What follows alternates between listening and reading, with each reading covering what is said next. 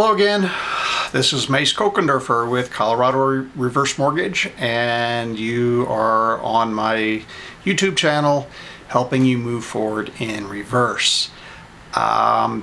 Today we're going to answer a question, and let's see, it's from Jeannie. She's got a pretty big house. She lives in Boulder, Colorado, and she writes to me, Mace, my financial planner suggested that we look into the possibility of a reverse mortgage. We were also given your name by two others as well. I have a working knowledge of how the program works, but I don't know what I want to do.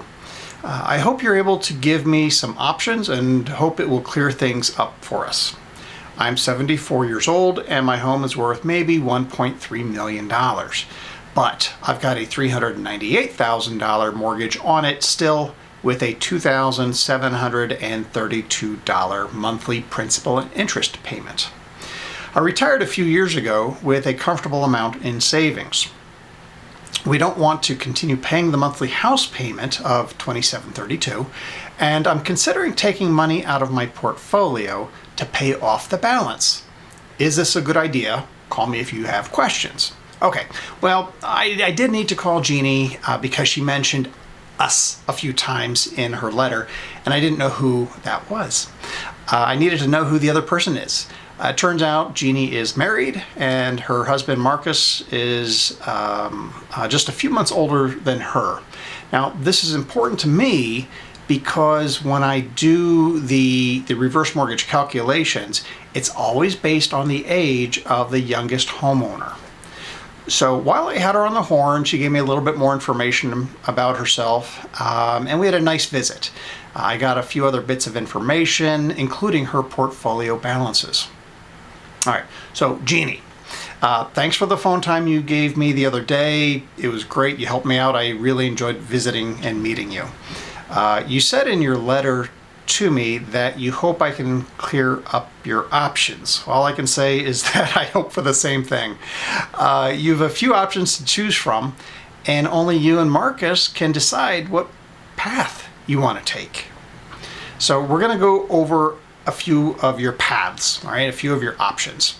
Path number one, don't do anything. Just keep making your monthly payments as you've been doing. Now, I know you're trying to simplify your lives and you want less obligations to deal with on a monthly basis. And you already told me in your letter that you intend to pay off the current mortgage. So I don't really expect you to choose this option, but I wanted to at least acknowledge that it still is an option. Maybe just not a good one. However, if you do decide to keep the mortgage payment, what you've been doing for I don't know how long, but if you do decide to not pay off your mortgage with either your portfolio or through a reverse mortgage, then my advice to you is that you definitely want to refinance your current mortgage.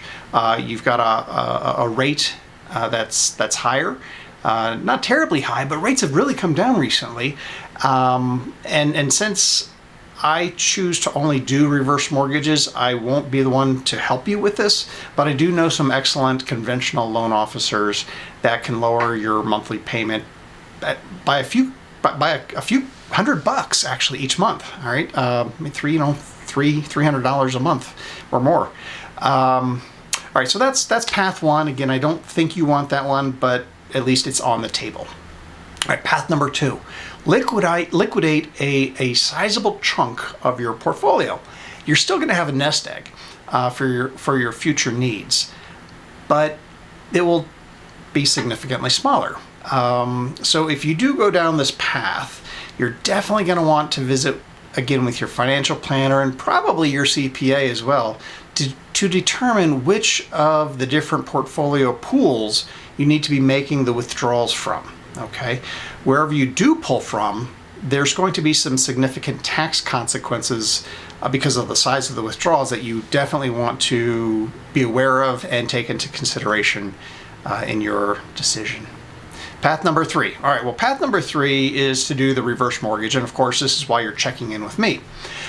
to see if moving forward with a reverse mortgage is the right solution for you and Marcus. As you go down this path, there's going to be a fork in the road, all right? And you need to determine whether you want the FHA type, all right? This is known as the HECM, Home Equity Conversion Mortgage, reverse mortgage option, or if you want to run with a proprietary or jumbo type of reverse mortgage. Now, like vanilla and chocolate ice cream, both are good. They're just different. So the jumbo reverse mortgage is going to or would provide you with extra money at time of closing, all right, if you want it. You don't have to take it, but it's there if you want it. I don't think you're going to want the extra money that the jumbo would provide. It's as much as $170,000 actually, but it is an option for you to take that money out should you want to. Now, the closing costs on the jumbo or proprietary reverse mortgage, the closing costs are going to be significantly lower because there is no mortgage insurance premium being paid to FHA, being paid to the government. And there isn't going to be an origination fee either. So far, so good. Up to this point, it seems like the jumbo is the no-brainer option. However, the kicker is that the interest rates are as much as 1.5% higher than a HECM reverse mortgage. So the HECM reverse mortgage will not provide you with any money out. In fact, you're gonna have to come in with a little bit of money out of pocket. Through the FHA product, FHA's maximum claim amount, it's the MCA in reverse lingo, the MCA is limited to $726,525. Now, this means that regardless of whether your home appraises at $750,000, $1.3 million, or $3.3 million, FHA is going to base the principal limit calculation on the $726,525 MCA, maximum claim amount. Now, you've got the resources to come in with the money, and it's not uncommon for a lot of my clients, not a lot, but it's not uncommon for my clients to do so. So I'm not really concerned, and this isn't going to be a roadblock for you, and it doesn't take away anything from my opinion. Okay. Now, your closing costs on the HECM are definitely going to be higher, as the mortgage insurance required by FHA is 2% of the MCA. Now, for a lot of folks, the MCA is just the home value, but when homes are valued at greater than that $726,000 and change value, again, we cap out at that. But FHA does require a 2% of the MCA as the initial mortgage insurance premium. Now, depending on some of your choices, the origination may also end up being zero. Okay, so if we take this HECM path, there's even more good news, besides no origination fee as well. But the other good news, as I mentioned earlier when discussing the jumbo option, is that the HECM's interest rate is maybe, about 1.5% lower. So the jumbo is cheaper at time of closing, but more expensive over time because of the higher interest rate. And conversely, the FHA HECM is more expensive at time of closing, but less expensive over time because of the lower rate. So the math and decision of which is the better choice is easy if you're able to tell me when you and Marcus are going to die. I know this sounds a bit grim, but it is a conversation that I do like to have with my clients, with most of my clients, of course. None of us know when our ticket gets punched, but it's practical that we visit about this and you all share with me what your life expectancies are. Your lifestyle, your genetics, how long do you and Marcus plan on living?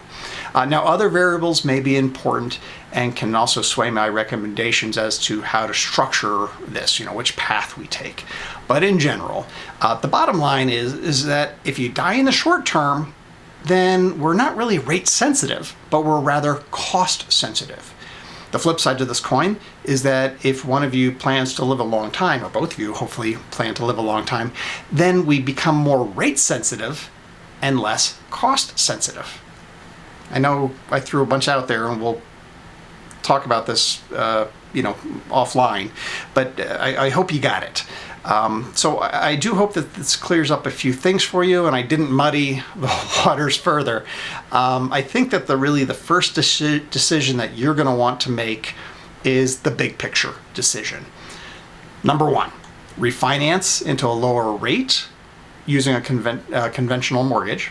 Number two, withdraw enough from your portfolio to pay off your $398,000 mortgage and cover the tax liability. Or number three, go with the reverse mortgage product. If this is what you choose, then I'm your guy, and we'll privately explore your structuring options in much greater detail later.